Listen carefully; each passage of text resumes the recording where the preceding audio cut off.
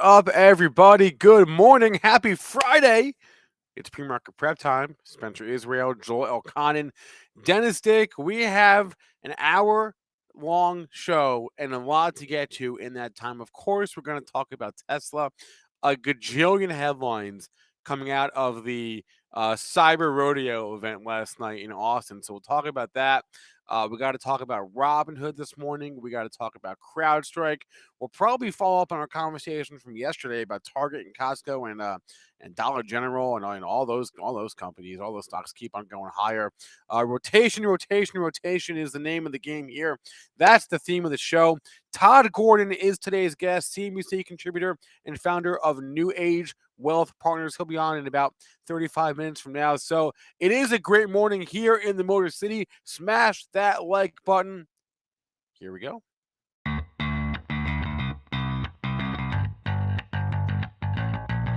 Coming to you live from downtown Detroit, this is Benzinga's Pre-Market Prep with your host, Joel Elconin.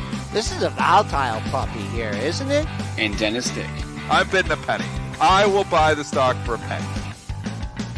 With everything you need to start your trading day.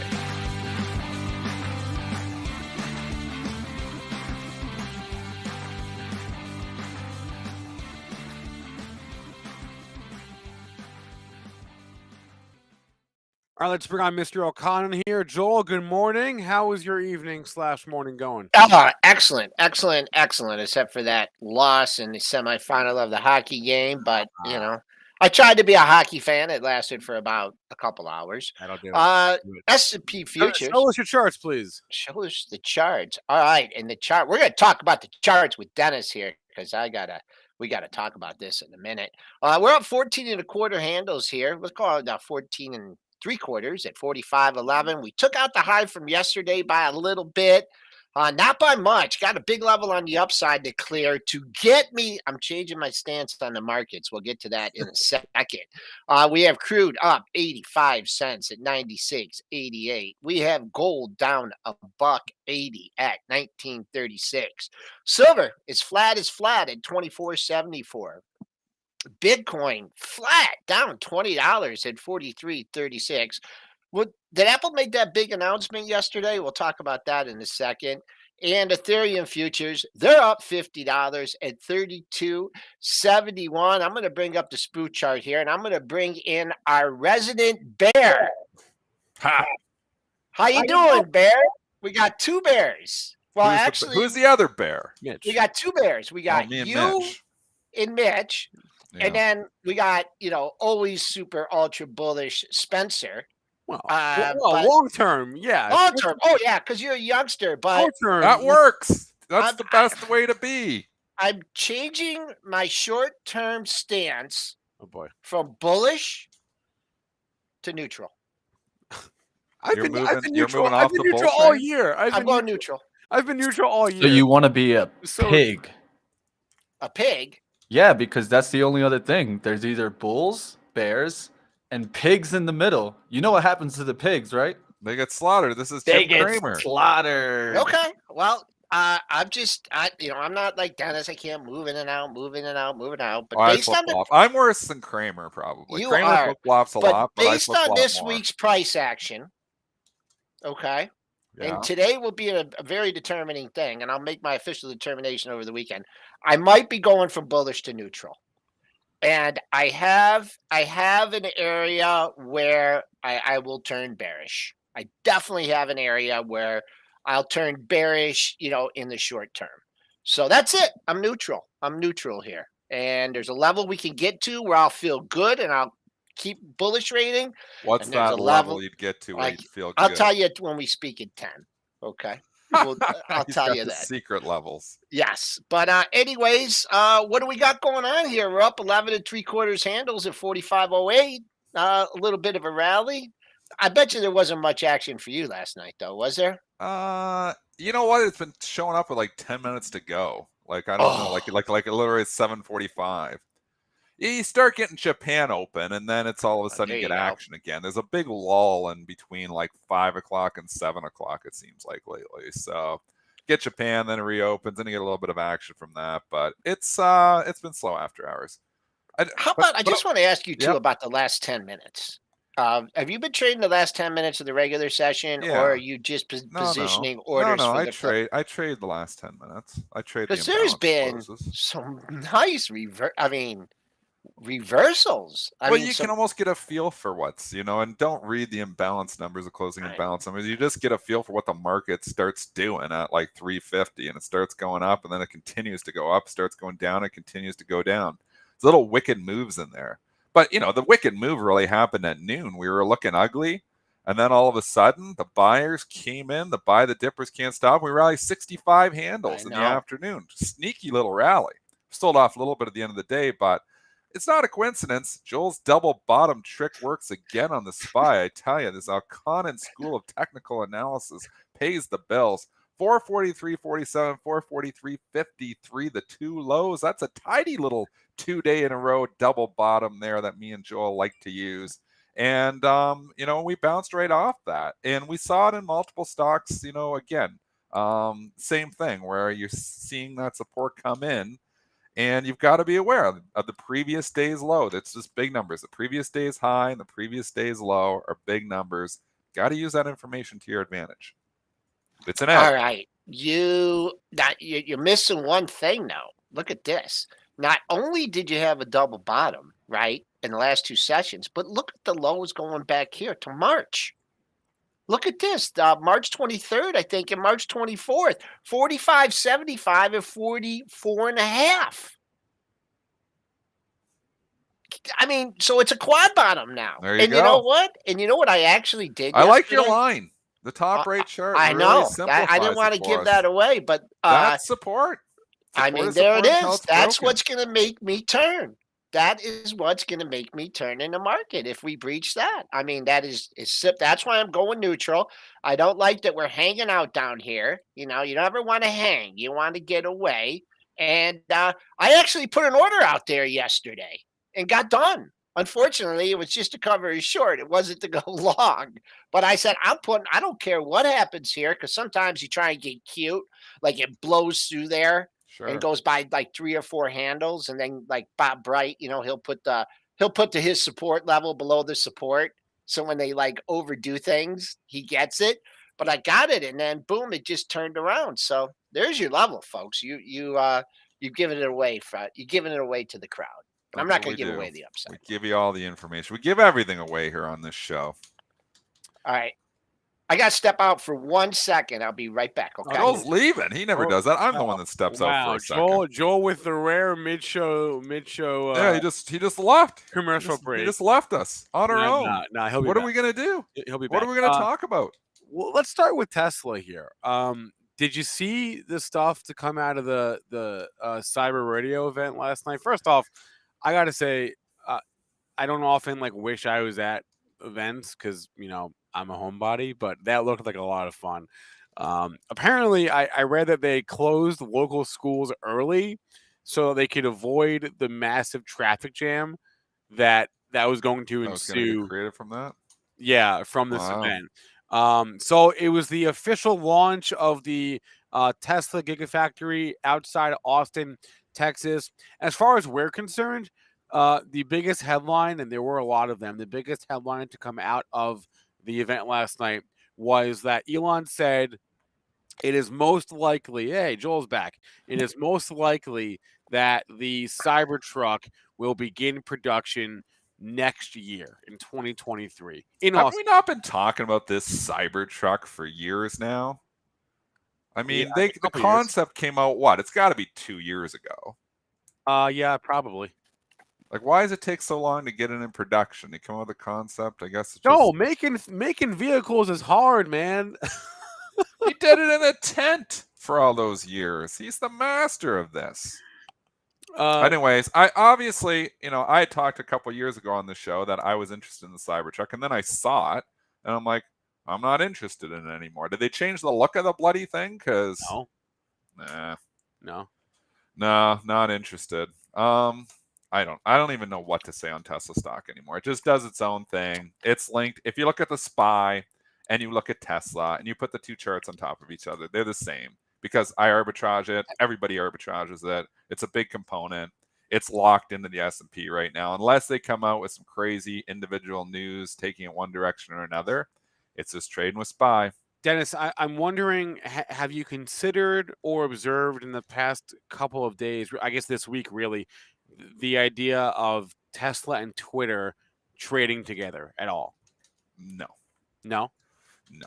Didn't give that 1 day of consider. No, not 1 minute. I don't think that's going to be the case at all. I think Musk is good for Twitter, but I don't think there's any correlation. Yeah, because down he's involved with 93 both companies. cents. Okay. Yeah, Okay. look at that. It's on the Twitter, fade. and the Twitter gave it back quickly. It's too. fading. It's yeah, fading. it had the 2 day move, and now it's come back. And I said, if it came down to that 45 area, I'd be interested. Now I'm scared. Yeah, you don't want this thing. You don't want it. I don't know. I don't know. 45's in the middle of nowhere. Why would you want it at 45? You're I'll just say, even Twitter or any stock, every single stock that I got talked into, basically, because my whole Twitter stream was so rah bullish that I missed the bottom. And I took it from 50% to 43%. So I literally, all those stocks I bought, there was 5 stocks, down in all those stocks. So I should have just listened to myself and not the FOMO on my Twitter stream and not been scared and not bought. But I didn't. And now I'm all the way down. Obviously, AMD I'm down in. I bought some. I love it. I love it. When they go down, it's Twitter. Well, no, it's me. I did the purchase. I'm not going to blame Twitter. So I'm just saying, but I literally had so many people saying how stupid I am to be in 50% cash. Like, it's just pounding in my head, pounding in my head, pounding in my head. And you know what? Maybe I am still stupid to be in that much cash, but it's felt pretty good on the way down. And now that I went to 41, I feel like I'm too much in the market. I honestly do. I feel like at 41% cash, I'm too exposed. Oh, gosh. This is just such a crappy market. I mean, you want the evidence of how much of a crappy market this is? Every single stock that seems to get a good lift, if you're not a consumer staple and you're not defensive and you're not a recession-proof stock and you're not a oil, then it seems like you get a lift and the lift is immediately sold or sold within a couple of days. Twitter, case in point. Hewlett Packard, is it going to hold up here, Joel? I don't know. It had a good day yesterday, but it's leaking now. Now it gets downgraded here this morning. That's just another example. Remember Tilray? We talked about that 2 days ago when it's trading up 10% at $8. It's 6.5 2 days later. It's the same story. These growth stocks, every time they get a good lift for a few days, eventually the rug gets pulled out from under them again. Can we go back to the Tesla chart for a second? I'd be curious just to get Joel's levels on that, if we have any. Tesla? Yeah. Let's take a look at old Tesla here. Traded down $1.48 at 10.55.78. So you want to see it go green on the session. You want to see it get above that close. Not really trading with the spoos today. All right. In terms of other movers here, I mean, we can talk. You guys want to talk about Robinhood? This was interesting here. So that's another example. So we got stop before I even get to the news. I don't say, okay. we got the after hours trading. Yeah, let's jack it from 13 to 16 because they have after hours trading. Christian Frommertz, I believe, tweeting out, they have what everybody else already had. Yay! This is huge news. And it's 11. 1, 2, 3, 4, 5, 6, 7, 8 days later. Don't chase, man. All right. Well, there was even more news yesterday at the Bitcoin conference down in Miami. Robinhood said that they have added a crypto wallet feature for 2 million customers that are on the wait list there for that, and they're also adding integration with the Lightning Network, which is exciting for crypto. And then this morning, Goldman Sachs comes in with a downgrade, giving Robinhood a $13 price target. Stop. Isn't it to sell? So did they downgrade to I thought it was a downgrade to sell. It is a downgrade to sell, yes. Well, then how the hell do they have a $13 price target? Because that would be a buy. No, because price targets are like, they're a slave to the formula, right? Like, they're a slave to whatever. So remember, was it on? Wait, stop. Thinking about yesterday's show, right? Ivan said, when thinking about buy, sell, and hold ratings, think about them in the context of their sector, right? So Robinhood compared to Schwab and Interactive Brokers That was a and good point. Morgan Stanley and I don't know, Coinbase, whomever else you want to throw Robinhood in, lump them in with them. Within that context, think of Robinhood as a sell. Okay, so you don't want to own, if you're going to own someone in that space. Goldman's saying don't own Robinhood. This is the stupidest thing I've ever heard of. So I'm going to give you my rant on this now. If you come out, let's keep it basic. Stock's at $12. You come out and downgrade to sell? Don't tell me it's going to 13. Then don't tell me to sell it. Tell me to buy it because that's $1 and that's a 10% move higher. That's the dumbest thing I've ever heard of. If it's keep it simple. I mean, Wall Street wants to make, and that's probably how they're doing it. They want to make everything complicated so we can't understand it. Give me a sell rating. Give me a $5 price target. Get some guts. If you're going to come out with a sell rating, come on out and at least have a. Like, don't tell me it's going to go up to 13, but I'm still supposed to sell it because then I'm losing 10%. 10% that I could make. So if you're going to make up your mind and come out with a bearish note, put a price target on it that meets that. It's the dumbest thing I've ever heard of. The only thing I'm not going to really dig into the technicals on this, Spencer. Wow, you still got a head there because I know. I totally yelling agree. at you, Spencer. I'm cut yelling my at head the off. analyst. Your I totally agree with you. rationale's probably right. That's how Wall Street thinks. Everything complicated, trying to confuse everyone as much as we possibly can. When we should just do simplicity. My tweet yesterday. If I wrote my book on technical analysis, it wouldn't have 500 pages. It wouldn't have 50 pages. It would have 5 pages. Page 1, support. Page 2, resistance. Page 3, trends. Page 4, 50% retracement. Page 5, throw everything else out into the dumpster and burn it. That's it. I just taught you technical analysis in 15 seconds. Keep it simple. Okay. I'm still against that. Just to say it. I got to say it, Dennis. I got to say it. You're a different trader, man. There's some people that technicals still work. I'll tell you that. Some of the other technicals still work? Well, Dennis, I saw Sure. But you don't need them. All right. You don't need all that stuff. How much other stuff do you use, Joel? You made money trading the markets for 30 years. How much? What else do you use besides those 4 things I just mentioned? Seriously. Closes. You know. Yeah. Okay. An open, a close. Yep. But is that? It's not. I agree. I know. It still chart. fits within the same thing. But I mean, it all depends about time frame. I would throw that into support. You call that a support? Okay. I'd throw it in there. This one, I'm not going to do any fancy technicals on this one. What I'm just going to say is, don't get right-aided on this one, right? Like everyone sold it yesterday, right? And it went down to $6 and they had a $1 price target. Well, if you were selling in the hole, yes. If you were selling off that guy's rating, waiting for it to go to $1, well, and you sold in the 6 handle, you're wrong. You're wrong today. All right. So that's the only thing I'm going to say. So I'm not going to, no levels jumping out to me right now, but I'll just say don't get right-aided in Robinhood. That's a good point, Joel. It means don't buy the dip or do buy the dip. Yeah. Well, basically. No, because buying the dip worked yesterday and right a little bit. If you bought the dip at like 11 o'clock, right? So more saying don't when an analyst does something like this, don't panic and don't hit the sell button. I'm not necessarily saying buy. Thank you. Yeah. I mean, I'm just kind of I'd hit the sell button on that right-aid. I think it is going to 1. I think the analyst is right. I like that analyst. That analyst has guts. I'm just talking about one day. With a bearish thesis, and he didn't put a sell on it and put a $15 price target. He put a sell on it and he put a price target of $1. I have the utmost respect for that Deutsche Bank analyst.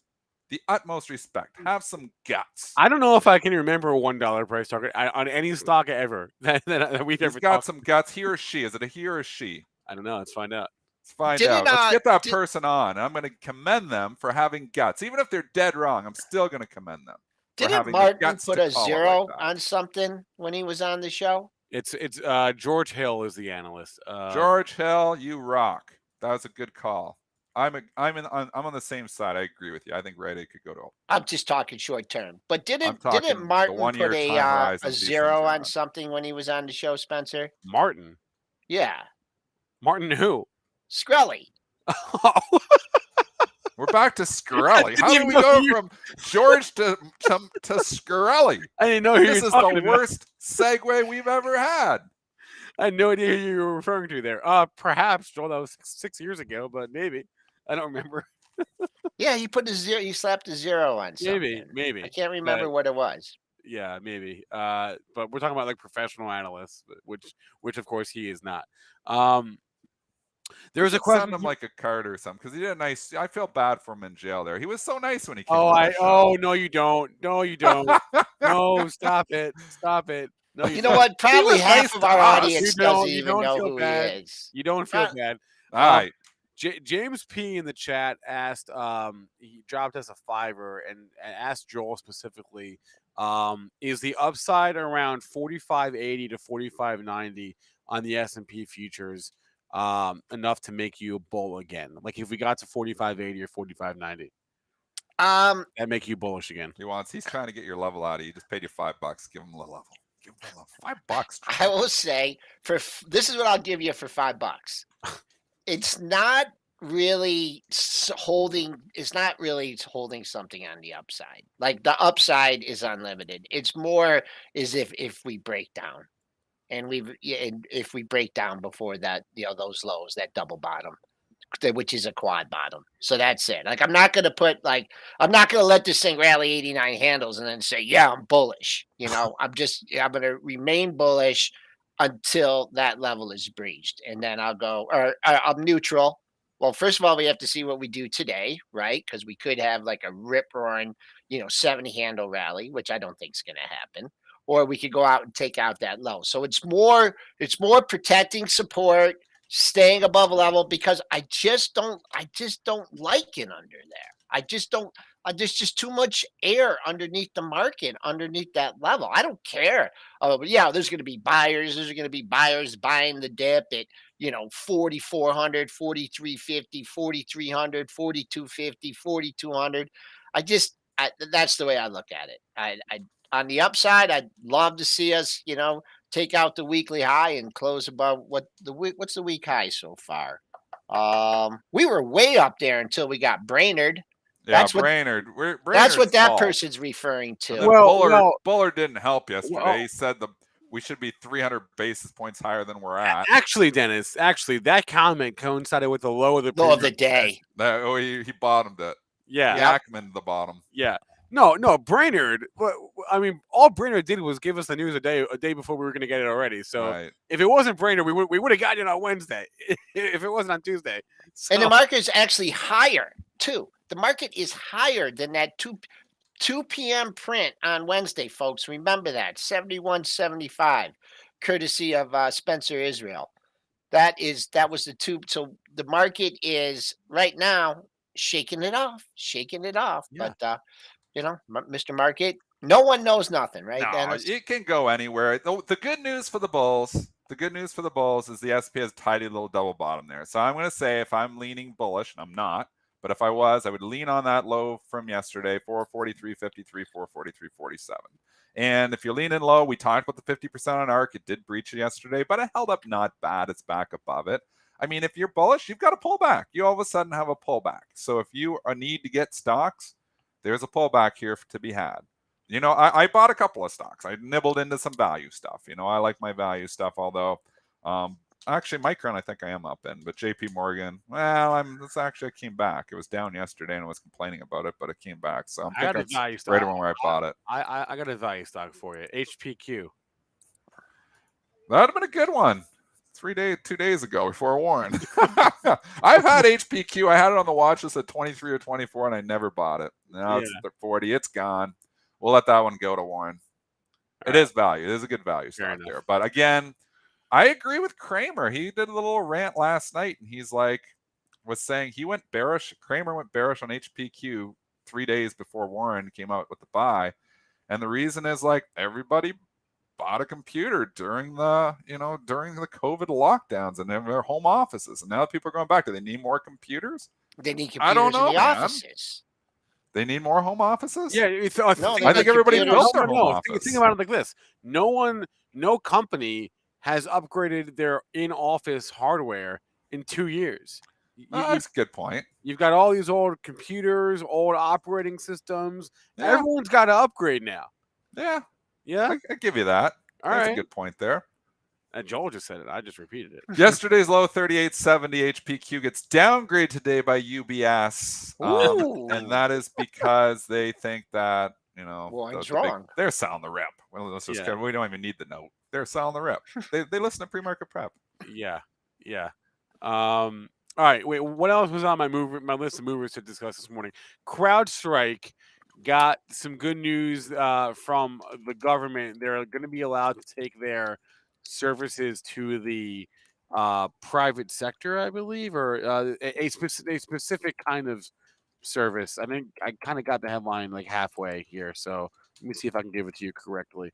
But there was this is like all this government jargon here. They received a provisional authorization to operate at impact level 4 to protect critical U.S. DoD assets. Okay, so they got more work from the DoD, I guess. Crowdstrike is up today, up 4% last I checked. Man, it's tough to be bearish the stock. It just holds up better than all the rest of them. The cybersecurity stocks just hold up well. I mean, PANW is sitting there at an all-time high. That's incredible, really, when you think about it. So cybersecurity is something everybody needs. That whole sector just holds up very well. What's the ETF? There's a couple. The one with the cool ticker symbol. There's Hack. That's it. There's 3 big ones. There's Hack. There's the one I got, CIBR, Cyber. That's the one I have too. And then there's Bug, BUG. They're all good tickers. I have this one. Yeah, they're all more or less the same thing. If we were in a bull market, I'd buy all these things, but I just don't know if I'm making money because of the overall market here. I'm just not a believer that this is going to be the raging bull market and 2022 is going to be all-time highs. I just don't think that's. I don't believe that either, though, Dennis. I mean, to get to all-time highs under these geopolitical, interest rate environment, I'm not necessarily. I'm just hoping for like a trading range, a boring trading range for the whole year, and maybe. I mean, I would love 44, after we, put that low in, I would love to just get farther and farther away from that 44, 45 and just maybe go up to 46, 45. What did we get to? Last week's high was 46.31. What if we're just like still like a trading range and this is the lower end of the trading range? That's, to me, that would be like, I'd be very happy with that. Very, very happy with that. But we're going to for CrowdStrike, we're going to let Spencer do the technical analysis on this one because this is pretty easy. Hold on. This is an easy one. Softball up the middle. Come on, Spencer. I'm answering the question from the chat about what the level 4 thing actually means. It just as far as I just posted a thing in there in the chat. I think this just enables CrowdStrike to offer their services for across more agencies and maybe even the private sector. So it's an extension of their basically it's a clearance level is what it is, right? It's a clearance level. It's an endorsement on CrowdStrike. Now onto the chart. I have not been paying attention to that. So what was the question? I wasn't even listening to your question, Joel. Sorry. What is? Just give me like a super key level here. It's going up, right? On the upside. On the upside. Dennis, don't say anything. We got on the monthly. Looks like we got a double top there. Ooh, look at that! There you go. Yeah, right here. Yeah, I mean that's what I'd be looking on, and probably eyeballing it. It's probably like right around 50% too of this move here. So very important. Up on 30,000 shares, which is probably not bad for that. For that trading in the pre-market, and those 2 monthly highs that Spencer nailed exactly are 32.35 and 32.86. A little bit of resistance up there. Yeah, that's it. Yeah. That's it. Not buying it up like $9 on 32,000 shares, but there you go. There's your level. Thank you, Spencer. You're quite welcome, Joel. Next. Okay, we can go to some of the conversations from yesterday. We can follow up on that, or we can Target and Costco and healthcare, or we can talk about the rip overnight in WD-40 on their earnings report, which has been in a massive downtrend of late. Wow. But is ripping higher I guess in hindsight, 7% is not actually that much, but that's what it's up this morning on their earnings beat last night and their guidance raise. No, it wasn't a raise. I'm sorry. Guidance. It just wasn't that bad. They've been punishing this stock, and you know what? It just wasn't. Help me out bad. with the symbol, please. WDFC. We're gonna go $200. Not just psychological, major super duper resistance there. I don't know where it's got to. 196. What a downtrend, though. What a downtrend. Yeah. You're not buying rips on stocks and downtrends. That's not how I'm making money. So I'd be looking to sell the rip. And if it gets anywhere, I guess the pre-market highs maybe already going to top it out because it's already come off that. But 196 to 200, there's all resistance up here. I have a question here. Is there really been, like, I bought a jar of a can of this stuff like 9 years ago. I know. Okay. Yeah. And every time I need a doorknob or a lock or something, I go, okay. What has changed in the consumer demand? I don't know. For WD-40 since January and February 21. Can someone answer that question for me? The only thing I can think of it's more of like an industrial thing, like more of a like it's not so much like the retail consumer as it is like industrial construction. I have no idea. I'm just trying to speculate. I have no clue. Why this? Yeah. You'd think this is like a staple. I know. I don't know. Maybe they'd sell some of their stuff. I don't know. All I know is a WD-40 can. I got one in my garage, so it runs out. How long have you had it? 40 years. Yeah, it doesn't even come out of there anymore. It's all frozen in there. It's hard. It's supposed to. It's the stuff to loosen things up, but mine's all hardened right now. Rusty around the Spitzer or whatever. I don't know. John says that olive oil is a good replacement. So there you go. Did you guys want to talk retail at all? Because I didn't even bother looking yesterday. I was enamored with Costco and Target. If I looked in Pro for 2 seconds, I would have seen that the reason Costco was higher was because their comps beat again. Every single month, Costco's comps are higher than the prior month and the prior year. It is ridiculous. It just don't stop. They can't stop, won't stop. Can't stop, won't stop. Every time you get a dip on Costco, it's just another buying opportunity. New all-time high yesterday. Costco, Walmart, and who else did we talk about on the show yesterday? Target. We talked about Target being a catch-up trade. We talked about Target, and lo and behold, Target rallies $13 yesterday. It rallies another $3 today because I believe it's got another rating on it this morning. All three of these stocks work in a recession. All three of these stocks work in an expansion. These stocks work. Throw DG in there too. DG. Oh yeah, DG. Dollar Tree probably. Dollar Tree, I think, is a little bit more of a laggard. Yeah. No, all-time high too. DG all-time high. Look what's making new all-time highs. You got stuff that is recession-proof, really. I mean, and then you got your defense stocks, your other defensive stocks like your healthcare stocks. You've got making new highs. Merck, Pfizer breaking out here again. This market's playing full defense right now. It is. Consumer staples were already playing defense. We know the Coke and stuff and the XLU, but it's full on. Crowd them all in there. They're going into every defensive stock they can possibly get in. So these are actually moving opposite to the overall market right now. Keep that in mind. They often do, but there is just a nonstop demand for everything that is recession proof. Yeah. What's wrong with Big Lots? What's wrong with Big Lots? It sucks.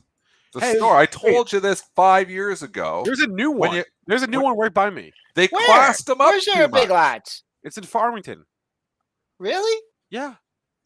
The Big Lots used to go in there and they were kind of dirty and but you always got a deal. And you go in there and you felt good because you walked out, I'd buy my, aspirin or whatever there and the box got crushed because it fell off a pallet. So then Big Lots gets all those. So you get it for like half price. Well, the aspirin's still good in the bottle. I don't care if the box is crushed. There's like deals. But now you go in the Big Lots and it's like, there's like nicer stuff in there. It's like I don't see my crushed aspirin and stuff anymore. Like I don't feel like I'm getting the deal. I feel like they lost their way. They were like the deal place, and now I don't feel like I get the deals in Big Lots. Can I just say that last time I was there, I got a deal because I needed to buy some ski goggles, and this is like February, so it's like the end of the season, and there was one box of ski goggles left from the whole store, and it had been opened, and it was all crushed. That's what I like. And I was like, all right, listen, man, come on? It's the last box. It's obviously been crushed and opened. What can you do for me? He was like, all right, I can give you $15 off. And I was like, deal. What was it? What did you buy? Ski goggles. Because I didn't have any ski goggles. And it was literally the last box in the store. The last one. I'm telling you, man, they lost their way. It was the bargain store, and they classed the stores up too much. The new stores are all kind of clean and classy, and I'm not getting the deals I used to there. So I used to always enjoy going to a good Big Lots, and I stopped going 3 years ago. I was like, I don't get any deals there. Stuff there, it's junky stuff at junky prices, but I used to get some good stuff in there at junky prices. So I don't know. Yeah, I think they lost their way. I'm not a fan. All right. I used to be a huge Big Lots fan. I used to probably wear a Big Lots shirt. No, not a fan. Haven't been in one of those stores in 4 years. Let's bring on today's guest. Get his thoughts on all this. Todd Gordon is a CNBC contributor and also the founder of New Age Wealth Partners. Joining us here on Pre-Market Prep. Mr. Gordon, good morning. Good morning, guys. How are you? How we doing? How we looking? Oh, new setup. Looking good. Oh, my gosh. This guy looks amazing. Holy mackerel. What do you mean? No big deal. No big deal. No big deal. He's got I like the hardware. Yeah. Looking fantastic, Todd, as always. Joel, Todd, I got to tell you guys right now, we had a late night in Saratoga. Joel, you're going to be up here this summer. I am. Right? Yes. So I was guest bartending last night for a charity event last night. So guys, go easy on me tonight. I'm just telling you right now. All right, that's fair. We won't ask you any. Wait, Spencer, where were you shopping for ski goggles again? Well, I had to shop around, Todd. So, and I don't live. Not all of us live in ski territory. So my options were limited. And my next question is, where did you ski? You don't want to know. Okay, fine. You do not want to know. Trust me. Fine. Todd, you were an All-American skier in college, right? Well, not All-American, but yeah, I raced Division I in school. This is what we do way upstate in the frozen north of New York. I skied on what was an old landfill. What? Yeah, it's not far from. Did you walk up or did you take a lift or what? No, there was a lift, but it was very small. Okay. Okay, Todd, let's talk about the markets here. What is your take on things? Well, guys, it's just my whole job seems to be focused on yield curve. This whole debate on the 10-2, the 3-month to the 10 to the 30. Like I'm all focused on interest rates, managing the portfolios. Do you guys mind if we dive in there? Or dive I'm sure in. everyone's love that. Good. Yep. I mean, what's a big picture here? No, I mean, tell me where you think. Like, I'm so tired of talking about interest rates. I think like equity investors, the way we're running the portfolios and the way we're allocating, you just have to be focused on rates. Like, so is the 10-2, which we've seen a little bit of inversion, heading in recession, and as you guys were talking about, like we're seeing massive outperformance in real estate, utilities, staples, and healthcare, specifically biotechs. Like, are we rotating into that big time and we need to go defensive for a long period of time? Or do you look at the 3-month to the 10-year to 30 and realize, I think the yield curve is still very much normally shaped. And in fact, it's getting steeper, or do we see kind of a continued rotation into tech, consumer discretionary, like we've seen over the last 2 weeks? Like the market has come back strongly, and then all of a sudden we get a little bit of a pullback and everyone's saying, oh, we're back in recession watch. Like, yeah. I think we just went too fast, too quick over the last week. What do you guys think? He's asking us a question. We're usually interviewing. Yeah. I agree. I don't think you could just flip the switch. I don't think you could be worried about hyperinflation and a recession at the same time. Let's worry about one thing at one time. And I don't like the eyeball test. Doesn't tell me there's a recession coming. Now the yield curve is predicting it. Inflation's here. There's no doubt inflation's here. No one ever said inflation's bad for the market. Why do you say that? What do you mean? Why do you say the yield curve is predicting it? Well, because that's what everyone's saying.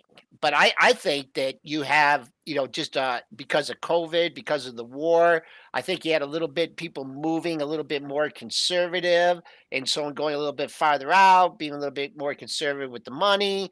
And so that's made, the 10-year, do what it's doing. So that's, the eyeball test too, to me, says not an imminent recession coming. See, and I think the Fed is actually not getting enough credit for the way they're playing this, because if you look at the position of the yield curve going into this recession that we're heading into, the actual rates, the level of rates is significantly lower than what we've seen in every prior recession of yield curve inversion. We have lower rates. The Fed's been doing quantitative easing for a long period of time.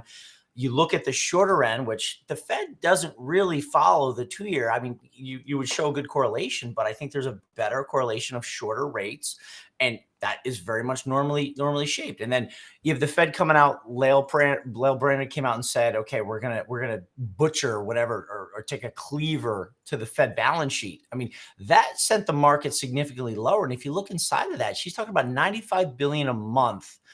The Fed balance sheet is $9 trillion. And again, if my math is right, I think that's 1%, $95 billion a month roll off of a $9 trillion balance sheet.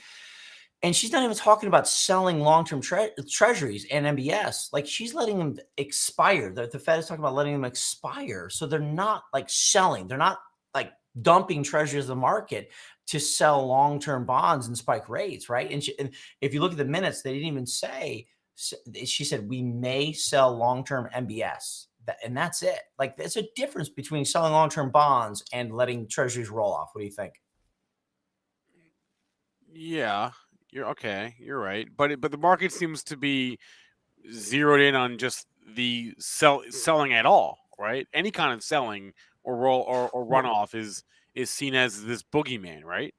I think there's a difference between selling, okay, which is taking bonds, which is giving securities out, taking liquidity out of the system, and not renewing your obligation to buy. I think there's a difference there. Yeah, I hadn't thought about it, but I mean, I do agree with you. Yeah, okay. So against that though, how do you feel about how the market is reacting to this? Because the very first mention of this was when? January's minutes, right? Or wait, December's minutes that were released in January was the first mention of like balance sheet runoff, and where everybody like lost their minds. Right. I mean, it's another 2013-14 taper tantrum. So I mean, we said it earlier. Like, I love the comeback. 2 weeks ago, I love the comeback in technology led by like semis. I consumer discretionary. And all of a sudden, as you guys said, we have a little bit of a pullback, and everyone's saying, like, I'm leaning back on my technical. This is what I do.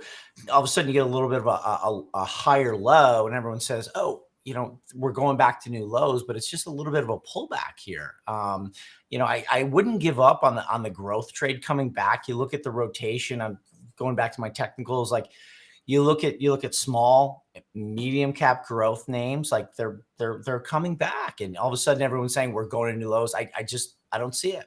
It's so hard though, Todd, because we could have been saying this the whole time. I mean, you can bring up, if you're talking growth, you bring up ARKK. And everybody's been trying to call the bottom on this thing for 15 months here now. And it continues. Those people continue to get punished. I've tried to call the bottom on ARKK. Is it oversold? Should it went down from one? It's probably oversold. But I mean, a lot of the stuff that's in there is like, none of it makes money. So I don't know what that means. So it's hard to like be the hero and get off the overall. Like, we have a little uptrend in the last few weeks, but the overall downtrend on ARKK is significant. I mean, you look at the candles on the monthly, right? Yeah, I mean, talk to me. So I mean, you broke out in March of 2020 at ARKK at 56. So we have 3 monthly candles with long tails trying to like run stops below the $60 level. I mean, it looks good. I mean, would I buy it? No. I mean, I still think the valuations we have PE compression, right? So we have rates doing what they're doing. We have valuations coming in. The market is now more fairly valued. And it's just, we're not in this kind of hyper growth. I think you have to focus on names that led us on the way up, as we were saying last week, like semis. You look at Apple. I mean, you look at Tesla. I mean, even not even Tesla, valuation's insane, but that's coming as well. You have to focus on companies that are making money right now on the tech side. What would make you bullish from a technical standpoint in ARK? I know. Why, you guys are going right on Kathy Wood, huh? Here we go. We like Kathy. We like talking Kathy on this show. I mean, I love Tesla. I just, like, Joel, that the interview brought me in with Gene Munster talking Tesla for about 15 minutes. Like that was awesome. Like, thanks so much. Appreciate that. Like, as the biggest, that was awesome. We'll do that again soon. I appreciate that. Yeah. I mean, looking at Tesla and ARKK, like I love what Elon's doing. I love how he's kind of trolling everyone. Did you see the Twitter post he put out on the Rogan interview? No, he goes, did you see the picture he put out there? He goes, the next Twitter board meeting is going to be lit. Did you see that? Yeah, that was a meme that someone tweeted at him, and he just he didn't even put that out there. He was like, yeah, this is funny. I'm gonna repost this. Oh, got it. Okay, yeah. I mean, he's the king of the memes. Is what it is. He's the best. No, yeah. I mean, you have to watch Tesla. I mean, as the largest position or ARKK. I mean, I love Tesla. I mean, you look at the relative strength in Tesla. You look at deliveries, you look at where he is in China. We kind of focus on the EV space in China. I just did CNBC last week talking about that. And, he is just absolutely destroying it. I think he's firing on all cylinders. I love what he's doing with SpaceX. I'm telling you, when he links up the satellite network he has in space to the electronic cars, like the driverless competition, I think is over. So I think, I don't know, ARKK. I don't want to, speculate on, there's way too many high valuation stocks, but I mean, talk Tesla, like I'm super bullish, and you look at the relative strength and that, I love it. Okay. What about, this move in utilities and, we mentioned the healthcare and stuff. That's going totally contrary to, what we learned back in grade school regarding interest rates. Is this part of the energy play? And, everything is going up. The utility companies are going to have flexibility with pricing power. It's, you look at that chart, and in the current environment, you would think it would look the opposite. You look at the TLT. What's your take on the utilities? Yeah, I was looking at the difference between the 10-2 spread and the 10-2 and the 10-3 month spread over XLV. And I looked at, when healthcare actually starts to come back in favor. And it's actually when it's late stage expansion, when healthcare starts to go in favor. And I found that a little interesting that healthcare is going right now, because if you look at that spread and you overlay it on XLV, usually when healthcare comes in, it's in a late stage rally when the 10-2 is at its widest, right? So I think it's a little interesting, but I think specifically within healthcare, it's being led by biotech.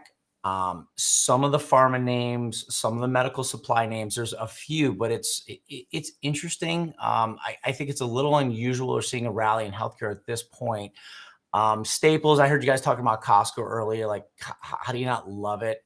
Utilities, I don't hold a bunch of them, to be honest with you. We run two portfolios at the money management business. We don't have a ton of utilities, a little bit more focused in staples and a little bit more focused in healthcare.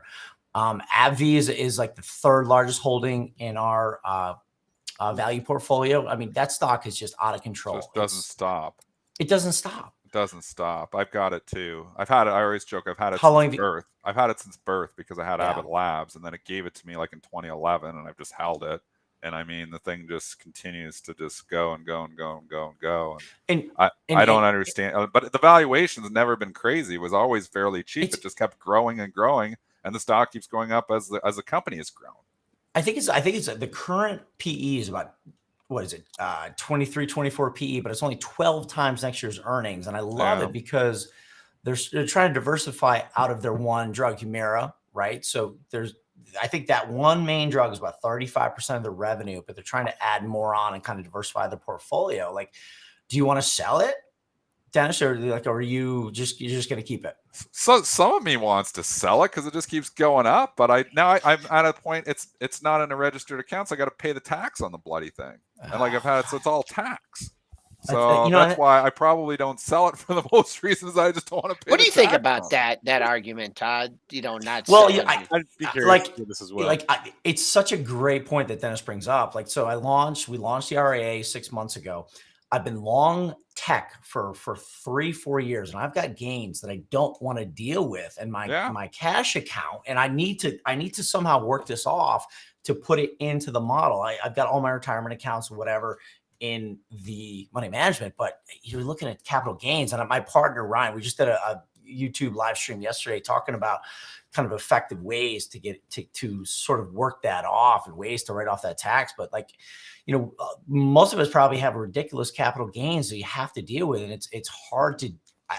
I don't think taxes are going anywhere but up. So at some point we have to deal with it. I mean, Dennis, what are you going to do? I just think all these stocks, like, is my retirement plan. And unless you like maybe 20 years down the road, or I don't know if I'm 20 years, but 15 years down the road, I stop trading and I don't have income. Now I can start taking out some of these gains, and and this is going to bring me, I'm in a lower tax bracket to take that in right now. I'm in the highest tax bracket that there is, right? And in Ontario it's 53.6%, the high bracket, not joking, 53.6%.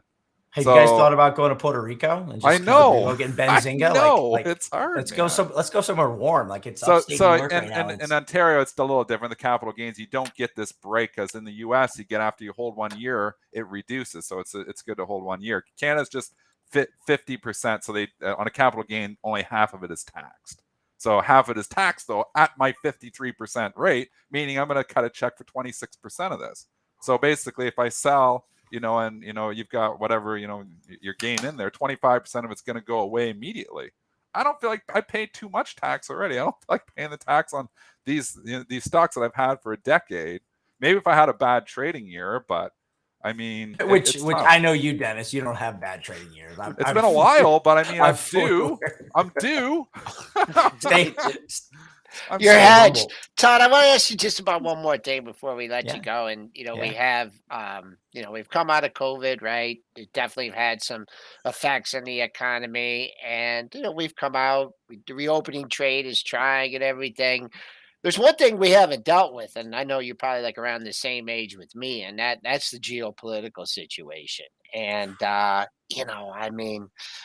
We talked to Ivan Feinstein yesterday, and he just kind of said, I'm going to buy good companies. I'm going to, good stocks and make money, and I can't control the situation. I mean, I just wondered, I know you're not a political scientist or whatever, and it's hard to put that in any kind of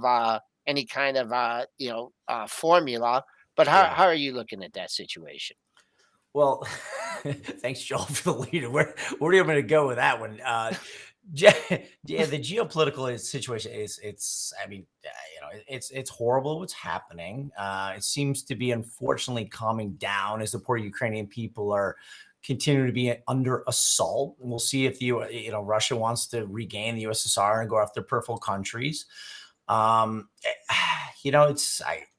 don't really know where to go with it. Unfortunately, I think the market is starting to move on again. I have nothing but they're moving on. It's unfortunate. My customer service guy, he lives in Kiev. He's got a wife who's 8 months pregnant. They're hiding for dear life. I talk to him every day. It's terrible. But you look at unfortunately, crude oil is coming on the market. I think they just put 60 or 80 million barrels from the IEA. 35 countries are going to contribute. Washington put on another 100 or whatever million barrels on the market. Crude oil is back below 100. So unfortunately, it's coming off. You have the yield spreads coming into support. The 10-2 is into support. So the inflation trade, I think, is actually starting to back off, going, kind of backing away from the geopolitical question. The one thing I'm looking at though is natural gas. Have you guys watched any? Gosh, like as technical guys, does that thing not look like it wants to rip higher? I mean, these, commodities, once they start going in one direction, it's sticky. They go. Especially now, like, do you guys know old floor traders who trade natural gas? Like back when it was a higher price, like I think that was like, they called it the widowmaker. Like futures traders on the floor trading natty gas, like it would tear your head off with the volatility. Like you look at some of the stocks, like natty gas, I think is the one you have to watch coming in. I'm actually looking to rotate into some names out of natty gas. As crude is coming back below 100. Like I think this is when you guys got to watch. All right, one more for you, non-market related. We have the Wood, the Bluegrass, and the Santa Anita this weekend.